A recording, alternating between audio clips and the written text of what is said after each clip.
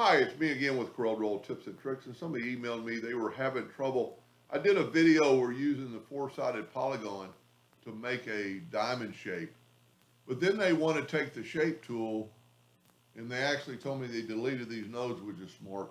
But then they're trying to hold down the control button to get this peak further down and make a line. So if you hold down the control button, that's what happens. That's because it's a polygon. It's still a polygon shape. You need to take that object and convert it to a curve. Then you can take that node, hold it down the control button. And the reason you're holding down the control button is so it'll be perpendicular down the same line. You've got like a 15-degree safety factor there. So that's how you would make an elongated diamond. I don't know what for, but you can't do anything with it while it's a polygon. It acts just like a polygon tool would when you take nodes and you, it's copying the nodes out, which is a cool feature.